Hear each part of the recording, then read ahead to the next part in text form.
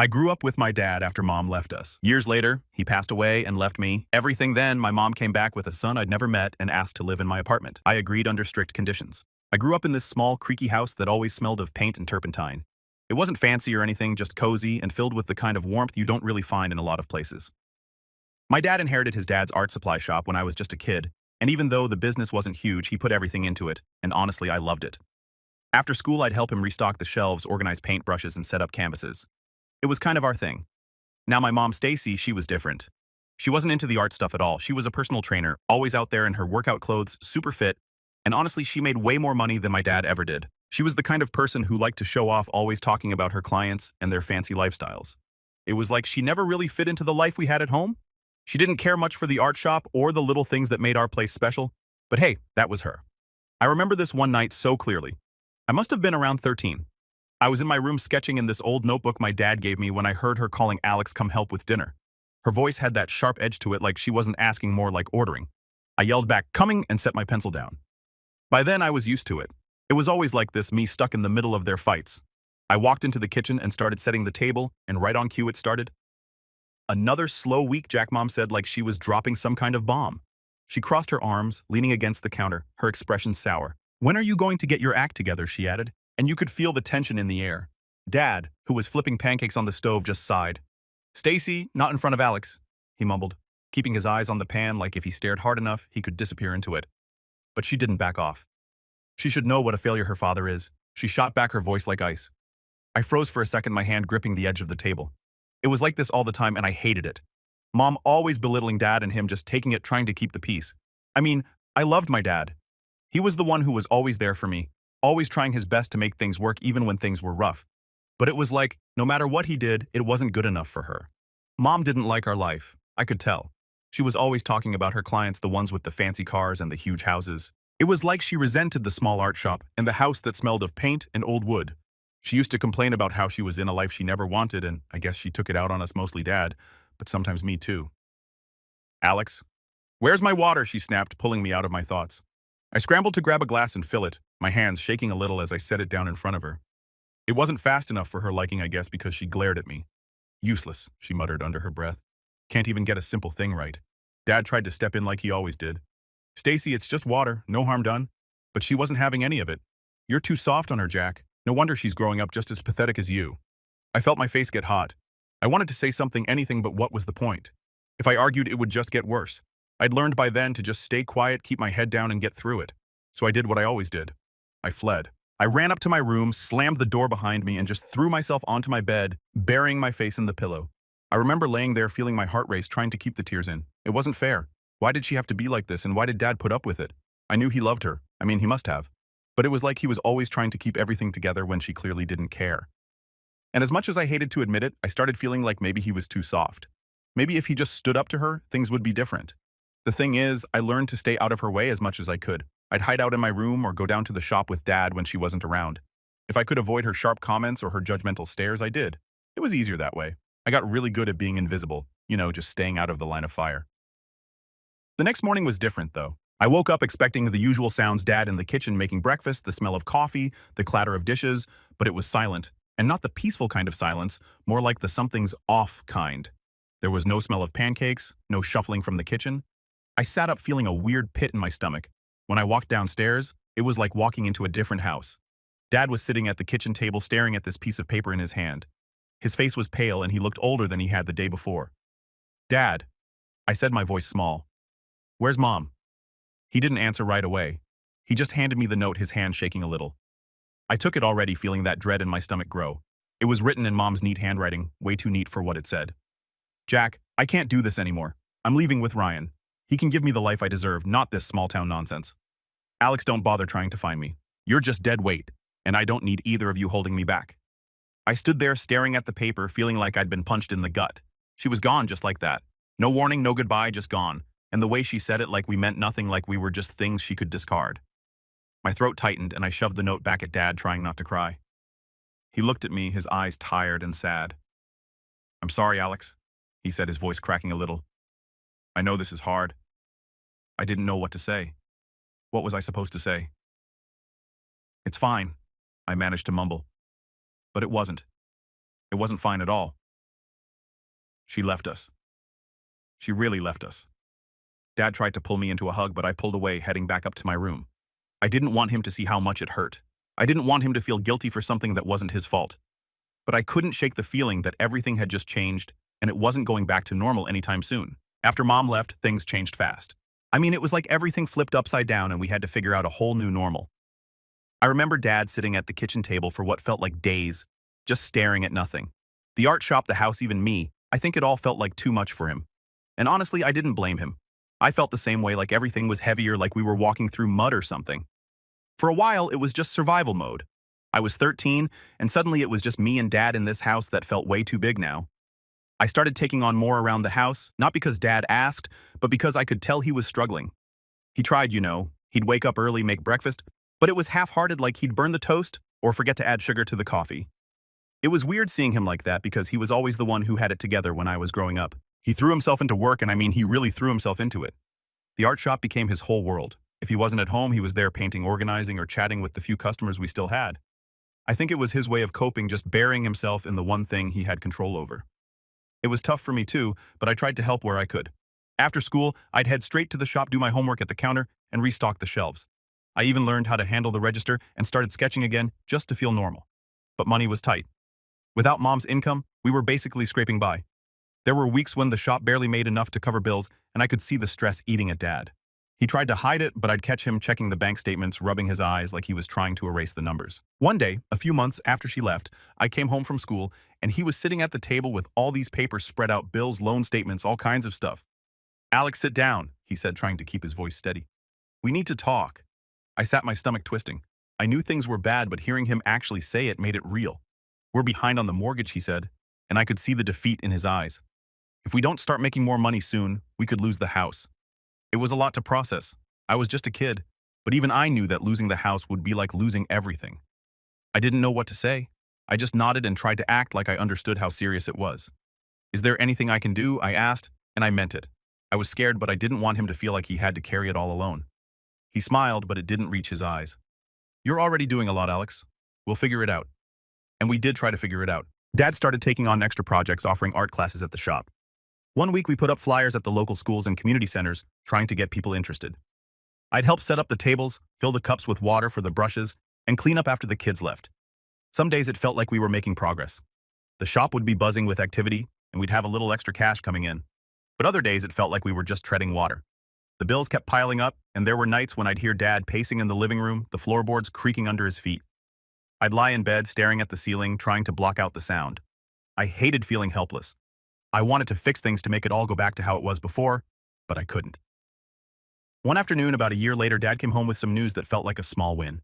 He'd found a new supplier for art materials, and they were offering way cheaper prices. It meant we could expand our inventory and maybe attract more customers. "This could be the break we need," he said. And for the first time in months, I saw a spark of hope in his eyes. We spent that weekend reorganizing the shop, setting up new displays, and promoting the new stock.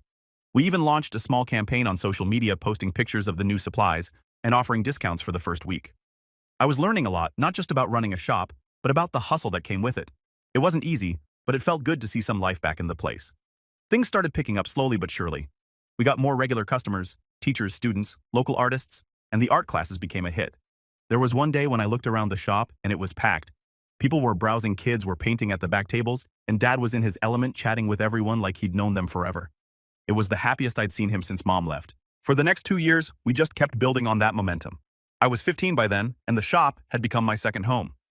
I knew the regulars by name, knew which brushes and paints they liked, and even started helping with the bookkeeping. Dad and I became a team, and in a weird way, I felt proud of what we were doing.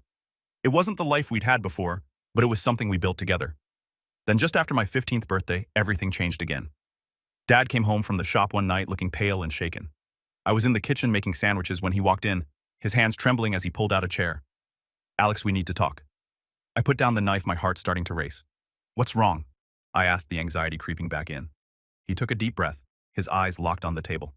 "Uncle Benny, he passed away." I was stunned. Uncle Benny was Dad's older brother, and even though we didn't see him often, he was still family. I remembered him as this grumpy but kind guy who'd visit us a couple of times a year, always bringing some weird gadget or knickknack he found on his travels. "What happened?" I managed to say, feeling a lump form in my throat. Dad shook his head. "Heart attack. It was sudden." He paused, then added, He didn't have any other family, so everything's coming to us. What do you mean? I asked, confused. He left us everything, his savings, his house, everything.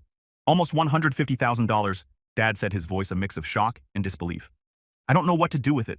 I didn't know either. We'd been struggling for so long that the idea of suddenly having that much money didn't feel real. It was like I couldn't process it.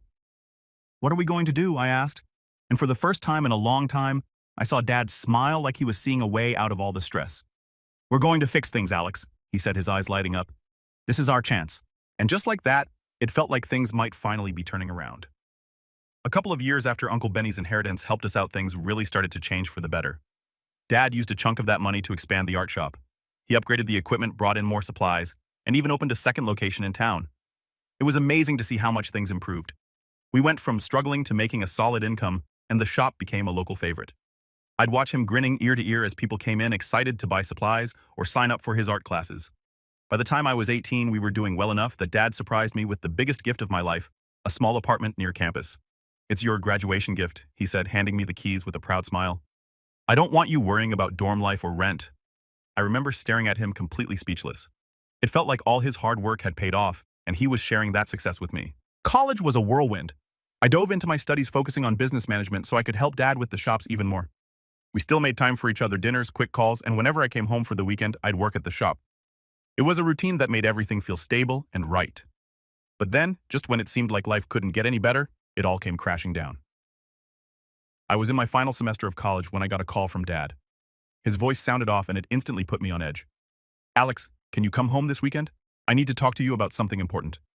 That pit in my stomach grew as I made the drive back. I had no idea what was going on, but I could tell it was serious. When I walked into the house, Dad was sitting at the kitchen table looking older than I'd ever seen him. His eyes were tired, his face pale. It's cancer, Alex.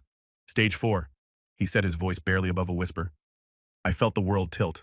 I couldn't believe it. I refused to believe it. But no matter how much I tried to stay positive, the next year was the hardest of my life. Treatments, hospital visits, trying to juggle school and being there for him, it was a lot. I watched as he slowly got weaker, and it broke me inside. No matter how hard we fought, it wasn't enough. Dad passed away just before my college graduation. It felt like everything had been ripped away from me. The funeral was a blur of tears and people I barely knew telling me how sorry they were. All I could think about was how unfair it was that he worked so hard only to be taken away like this. After he passed, I inherited the art shops, the house, and the apartment he'd given me. It felt overwhelming. I was just 22 and suddenly I was running a business and managing properties on my own. It was a lot to handle, and there were days when I felt like I was drowning, but I pushed through. I knew it was what he'd want. I kept the shops running and managed the apartments, trying to honor everything he'd built. Life slowly started to feel normal again. I settled into a routine, work managing the rentals and trying to take care of the shops like Dad had. It wasn't easy, but it gave me a sense of purpose. And just when I thought things were finally stabilizing, that's when she showed up. It had been a little over a year since Dad passed when I got a call from an unknown number. I hesitated before picking it up, but curiosity got the better of me. Alex? It's me, Stacy, the voice said. I froze. My mom, the woman who left me and Dad when I was 13 and never looked back. I'm back in town, she continued, her voice sounding way too casual for what she was saying. I'd like to see you if you're willing. I was speechless. For years, I'd heard nothing from her. She abandoned us and didn't even try to reach out when Dad passed away, and now out of nowhere she wanted to talk. Part of me wanted to hang up right then and there, but another part, the part of me that remembered being a kid and wishing she'd come back, couldn't help but be curious. All right, I said, my voice coming out a lot colder than I expected. Where? Let's meet at Rosie's Cafe tomorrow at noon, she said, and hung up before I could say anything else. The next day, I got to the cafe early. I sat there, my leg bouncing up and down as I tried to keep my nerves in check. I told myself not to expect anything, that she was probably just back for something she needed. And when she finally walked in, it was like I'd been punched in the gut. She looked older, but she still had that same polished look, like she just came from some business meeting. But what shocked me the most was the kid trailing behind her. He looked about 16, just a couple of years younger than me when she left. My eyes narrowed as they walked over. What was she playing at? Alex, you look great, she said, smiling like we were long-lost friends. And this is Max, your brother. My brother. I stared at the kid, who gave me an awkward smile. She had a whole new family while Dad and I were struggling to keep things together. She was out there building a new life. I felt a lump form in my throat, but I forced myself to stay calm. Hi, Max, I said, my voice flat. We sat down and she started talking like nothing was wrong. She told me about how her relationship with her boyfriend Ryan had fallen apart when Max was little, how she moved from place to place, struggling to make ends meet. She said she came back to start fresh and she hoped we could reconnect. I listened, but all I could think about was how she never reached out when Dad got sick or even after he passed. She was acting like everything was fine, like the years in between didn't matter. And then she got to the real reason she came back. I heard you have an apartment now, she said, giving me a hopeful look.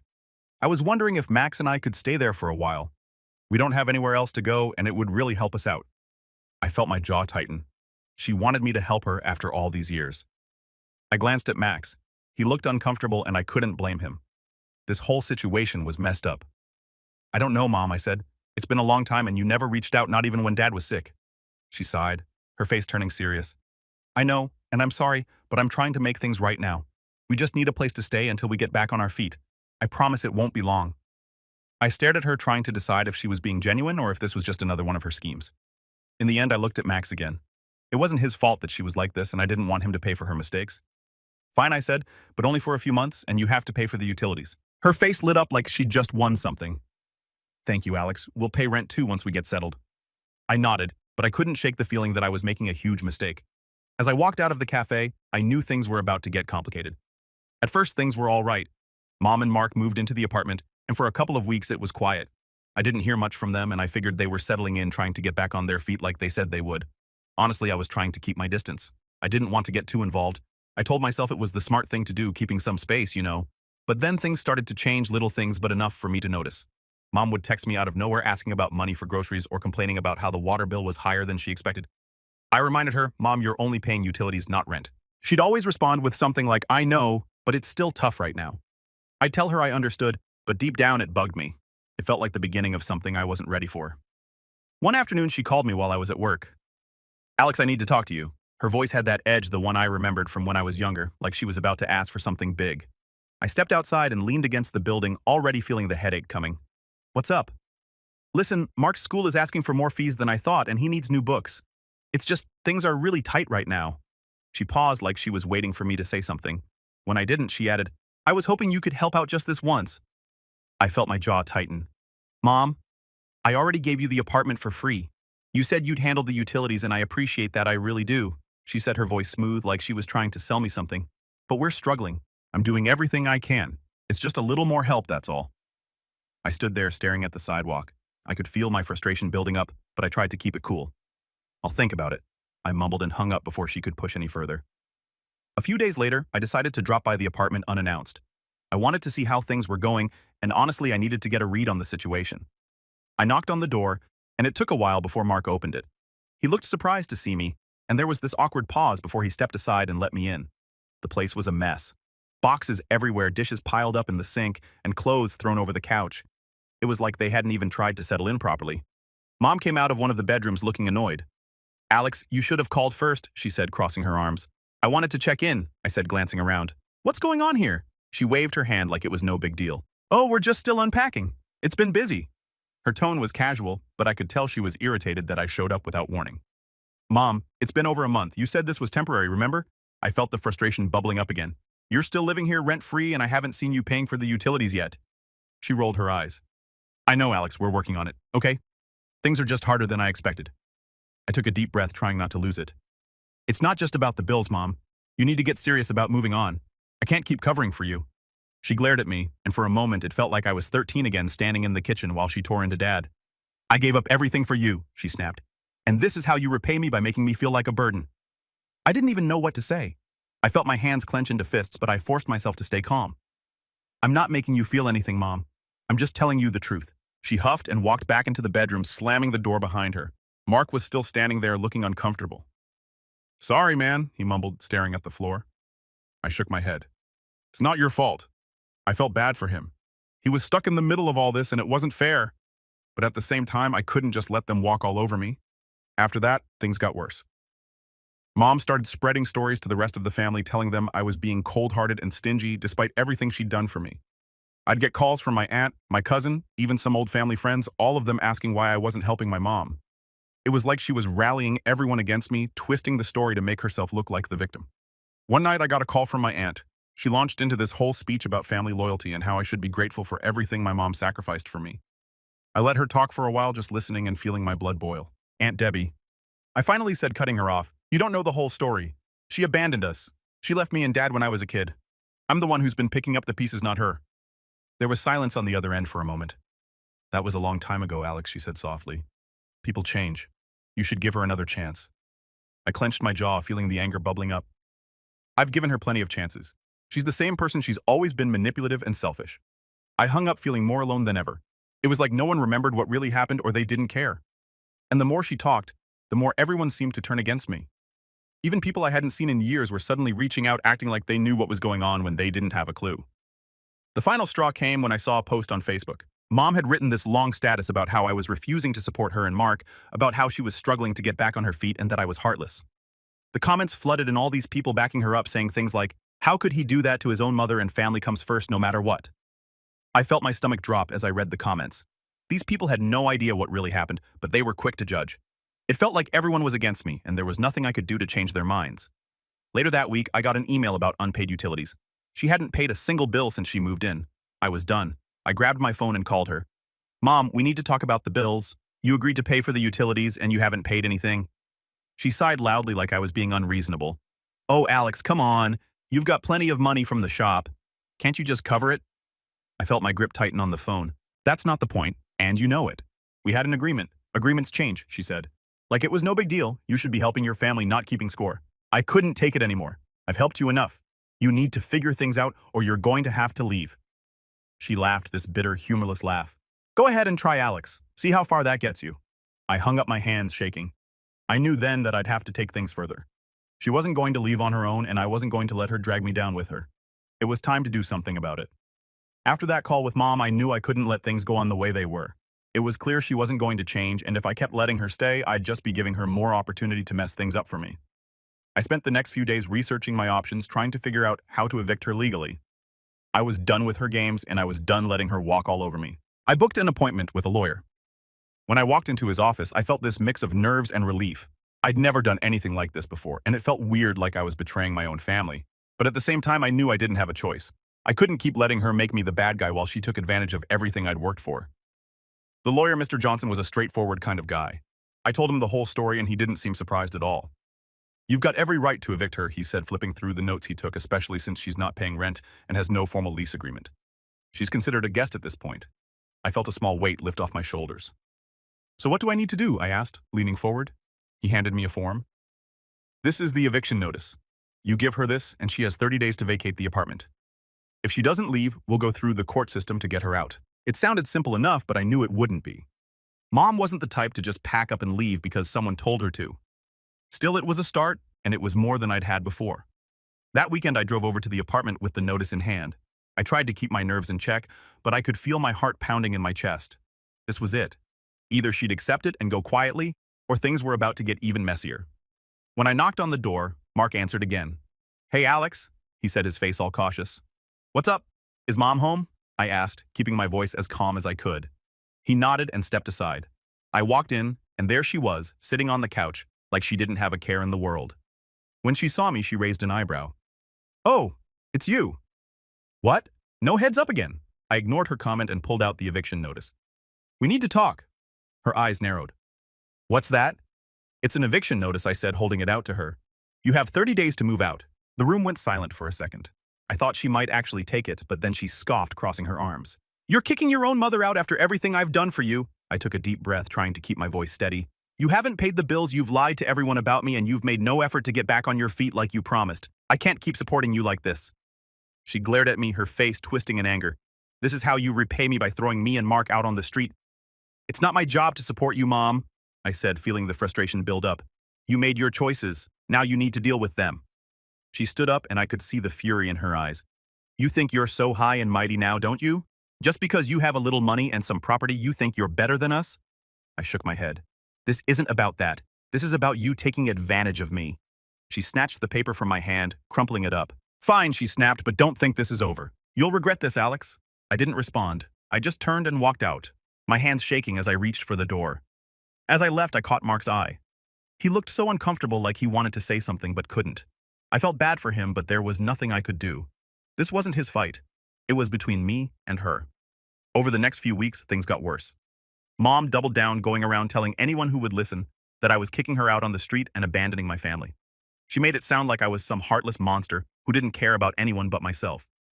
It hurt seeing the comments and the messages from people who believed her, but I tried to push it out of my mind. I knew the truth and I had to stay focused. With the eviction notice served, I started getting updates from Mr. Johnson about the next steps. It was a waiting game now, just counting down the days. But then the phone calls started. Every couple of days, Mom would call either begging me to reconsider or angrily accusing me of turning my back on her. One day she left a voicemail that said, "If you think you can just get rid of me, you've got another thing coming. You don't know what I'm capable of." I deleted the message, but the threat hung in my mind. I didn't know if she was serious or just trying to scare me, but it worked. I felt on edge, like something bad was around the corner. 2 weeks in, I got a call from Mr. Johnson again. "Alex, she's trying to fight the eviction," he said. "She's claiming you promised her the apartment and that she's entitled to stay." I felt my stomach drop. "Can she do that?" "It's unlikely she'll win," he said, trying to sound reassuring, "but it means we'll have to go to court." Great, I thought just what I needed, more drama. But I knew I couldn't back down now. If I let her stay, she'd never leave and things would only get worse. I agreed to move forward with the court process, even though the thought of facing her in court made my head spin. The day of the hearing finally arrived.